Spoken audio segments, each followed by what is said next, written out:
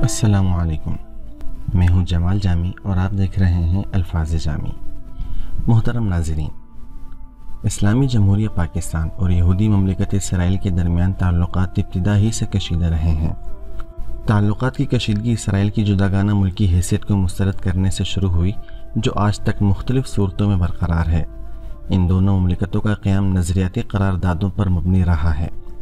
پاکستان اسلام کے نام پر وجود میں آیا، جبکہ اسرائیل یہودیوں کی آباد کاری اور ان کی مذہبی و سیاسی آماجگاہ کے طور پر قائم ہوا، اور دونوں ہی ریاستیں برطانوی سلطنت سے آزاد ہو کر وجود میں آئی تھیں۔ در حقیقت پاکستان اور اسرائیل کے مابین حکومتی سطح پر باضابطہ تعلقات کبھی قائم نہیں ہوئے۔ اس کے برعکس پاکستان کے اسرائیل مخالف تنظیم آزادی فلسطین سے قریبی تعلقات ہیں۔ انتفاضہ اول، جو کہ اسرائیل کے خلاف ایک فلسطینی بغاوت تھی، اس بغاوت کے موقع پر پاکستان کی جانب سے فلسطینی مزاحمت کاروں کے لیے رسد رسانی اور طبی امداد کا بندوبست کیا گیا تھا۔ اس کے علاوہ دیگر مختلف ذرائع سے بھی اسرائیل مخالف اس تنظیم کو پاکستانی حمایت حاصل تھی۔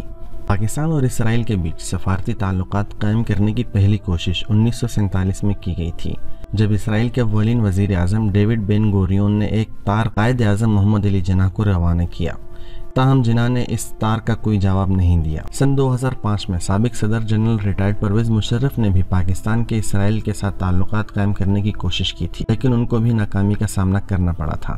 الغرض، مختلف ادوار میں مختلف طور طریقوں سے سفارتی تعلقات قائم کرنے کی کوشش کی گئی، جو کہ ہر بار ناکام رہی۔ پاکستان کئی بار اسرائیل کے خلاف صریح مخالف کے طور پر سامنے آ چکا ہے۔ 1967 اور 1973 میں پاکستانی فضائیہ نے تیسری اور چوتھی عرب اسرائیل جنگ میں حصہ لیا، جس میں پاکستان نے عرب ممالک کا بھرپور ساتھ دیا، اور سیف العظم نامی ایک پاکستانی پائلٹ نے 6 اسرائیلی جہازوں کو مار گرایا تھا۔ ایسے اور بھی درجنوں واقعات رونما ہو چکے ہیں، جن کی وجہ سے پاکستان اور اسرائیل کے تعلقات کبھی استوار نہیں ہوئے۔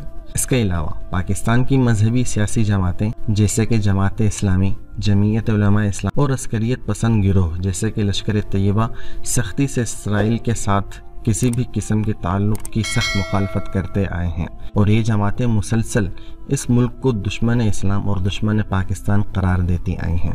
پاکستان اپنے شہریوں کو اسرائیل جانے سے منع کرتے آیا ہے، اور ہر پاکستانی پاسپورٹ پر یہ عبارت نمایاں درج ہوتی ہے: یہ پاسپورٹ سوائے اسرائیل کے دنیا کے تمام ممالک کے لیے کارآمد ہے۔ آج کل پھر سے ایک سوال زور و شور سے اٹھ رہا ہے، اور عالمی دنیا سے یہ مطالبہ سامنے آ رہا ہے کہ اسرائیل کو تسلیم کر لیا جائے۔ کیا واقعی اسرائیل کو تسلیم کر لینا چاہیے؟ تفصیلات میں جائے بغیر عرض ہے، سب سے پہلے تو قائد اعظم مرحوم کی بات یاد رکھنی چاہیے کہ اسرائیل ایک ناجائز ریاست ہے، جو کہ مسلمانوں کے دل میں خنجر گھونپنے والی بات ہے، جسے ہم تسلیم نہیں کر سکتے۔ جبکہ اسرائیل کو تسلیم کرنے کا ایک اور پہلو بھی ہے۔ پاکستان اگر اسرائیل کو تسلیم کرتا ہے تو اس کا مطلب ہے کہ اس نے فلسطینی زمین پر اسرائیل کا قبضہ بھی تسلیم کر لیا ہے۔ ایسی صورت میں کشمیر پر پاکستان کا موقف کمزور ہو جائے گا، جبکہ ہم کشمیر پر انڈیا کے قبضے کو ناجائز قرار دے کر کشمیر کو متنازع علاقہ مانتے ہیں۔ اقوام متحدہ کی قراردادیں بھی موجود ہیں کہ کشمیر ایک متنازع علاقہ ہے، اور کشمیری عوام کو یہ حق حاصل ہے کہ وہ جس ملک کے ساتھ چاہیں اپنا الحاق کرا لیں۔ اگر ہم کشمیر کے معاملے میں اس بات پر قائم ہیں کہ اقوام متحدہ کی قراردادوں اور عالمی رائے عامہ کے مطابق کشمیری عوام کو اعتماد میں لیے بغیر ہم کشمیر کے متعلق کوئی فیصلہ قبول نہیں کر سکتے، تو پھر فلسطین کے معاملے میں بھی ہمیں یہی موقف اختیار کرنا ہوگا۔ اگر ہم اسرائیل کو موجودہ حیثیت میں تسلیم کرتے ہیں تو ہمیں کشمیر سے دستبرداری بھی اختیار کرنا ہوگی۔ یہ نہیں ہو سکتا کہ کشمیر پر ہمارا موقف مختلف ہو اور فلسطین پر ہمارا موقف کچھ اور ہو۔ فلسطین اور کشمیر دونوں کے حقوق کی جنگ لڑنا ہمارا اخلاقی فریضہ ہے، لہٰذا اسرائیل کو تسلیم کرنا مظلوم فلسطینی مسلمانوں کے ساتھ زیادتی کہلائے گی۔